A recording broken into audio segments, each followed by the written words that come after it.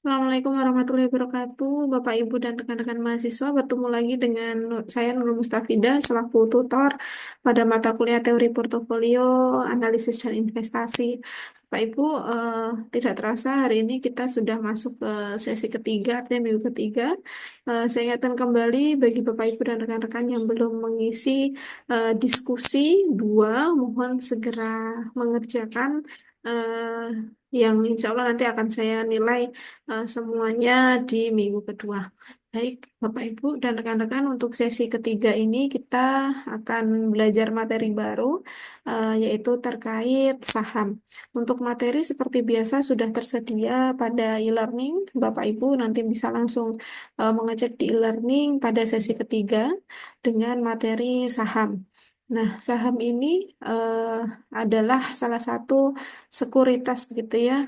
Kalau kita lihat di investasi, maka kita anggap sebagai investasi jangka panjang yang ada di sisi aset perusahaan. Tapi saham juga ada yang berada pada di sisi ekuitas. Nah, untuk yang akan kita bicarakan saat ini, karena di mata kuliah teori portofolio analisis investasi, maka saham yang kita maksud adalah sekuritas yang ada di aset.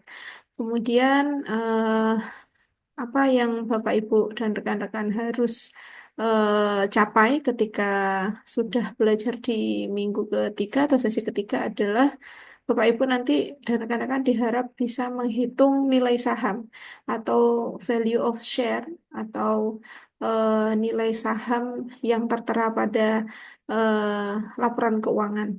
Kemudian sebelum bisa menghitung nilai saham dengan baik, entah itu saham preferen maupun saham biasa, Bapak Ibu diminta untuk menjelaskan konsep saham terlebih dahulu, kemudian macam-macam saham atau yaitu saham preferen dan saham biasa, kemudian nilai nominal. Jadi nanti di dalam perhitungan nilai saham ada istilah nilai nominal, begitu ya. Ada istilah nilai pasar, nilai nominal, nilai buku, nilai intrinsik.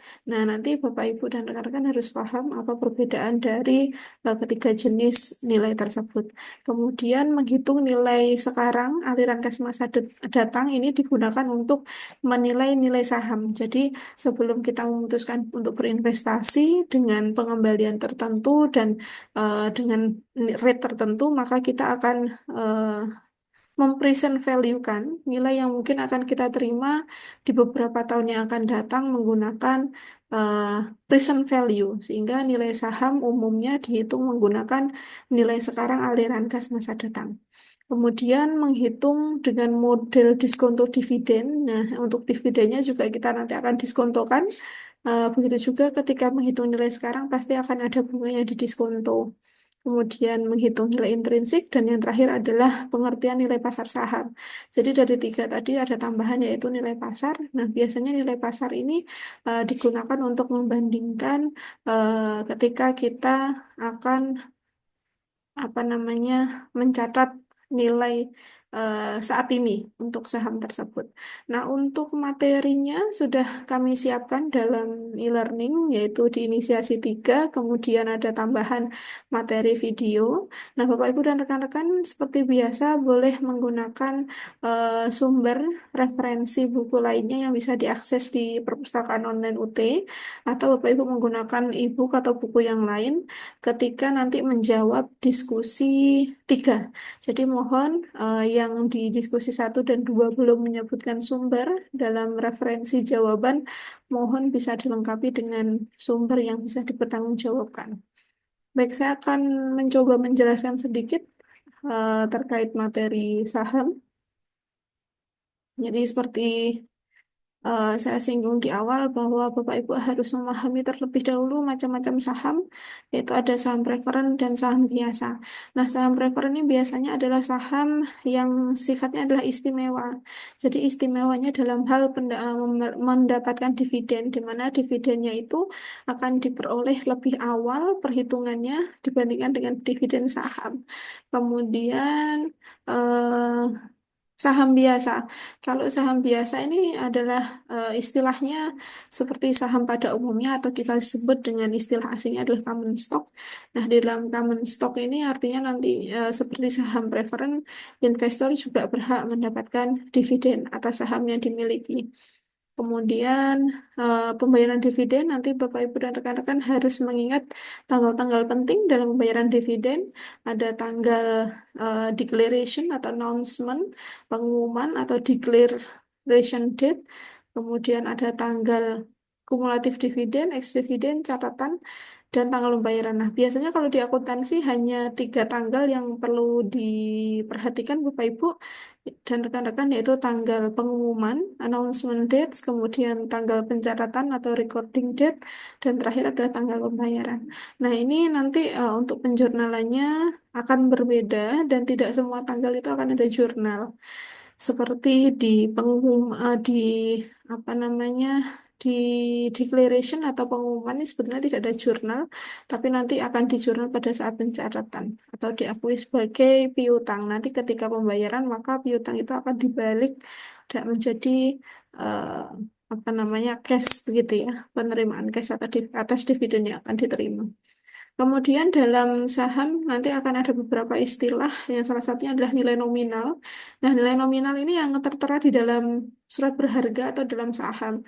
Jadi kalau nilai nominalnya adalah 10.000, maka saham tersebut nanti nilainya, nilai nominalnya yang tertera dalam saham ada 10.000. Nanti per lembarnya nilainya dan nanti dikalikan berapa lembar yang dimiliki oleh investor.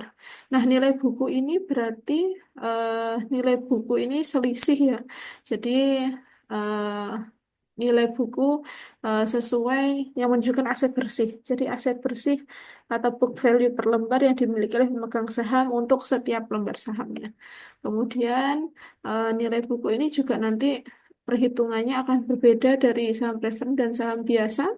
Kemudian ada nilai intrinsik. Nah, nilai intrinsik ini adalah yang perhitungan untuk nilai saham. Jadi nilai intrinsik adalah nilai saham yang nanti harus dihitung, di mana perhitungannya menggunakan nilai present value, mendiskontokan cash flow yang mungkin akan diterima setiap tahunnya atau setiap 6 bulan sekali untuk dividen. Kemudian ada model diskon, dividen discounted model. Nah, ini nanti bisa dipelajari sendiri. Kapan dividen juga ada pertumbuhan, Bapak Ibu. Jadi kalau pembayaran dividen itu ada 2 kelompok, ada 3 kelompok, yaitu zero growth, kemudian growth, normal growth, dan yang ketiga adalah abnormal growth. Nah, kalau zero growth artinya dividen itu tidak ada pertumbuhan sama sekali, artinya dari awal diterima itu akan konstan sampai tanggal kepemilikan. Tapi kalau apa ada pertumbuhan, jadi di sini kalau kita lihat di zero growth, maka untuk mencari nilai saham, dividennya tidak ada komponen growth.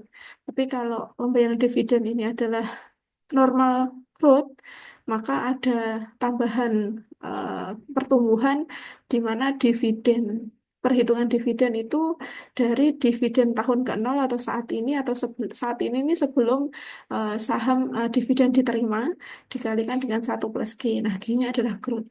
Kemudian kalau dia abnormal, artinya pertumbuhannya itu tidak beraturan, di mana mungkin sekarang 7%, 2 tahun lagi mungkin jadi 5% dan sebagainya. Sehingga karena dia tidak bertumbuh secara normal, maka dia tidak bisa menggunakan rumus anuitas, jadi dia menggunakan perhitungan per tahun, karena growth-nya akan berbeda-beda. Nah, ini Bapak Ibu bisa dan rekan-rekan bisa belajar pada materi inisiasi yang sudah disediakan di e-learning. Seperti biasa, jika nanti ada pertanyaan, Bapak Ibu bisa menyampaikan melalui chat e-learning ataupun email pada alamat email yang sudah saya sampaikan di deskripsi. Itu Bapak Ibu, terima kasih. Selamat mengerjakan sesi 3. Wassalamualaikum warahmatullahi wabarakatuh.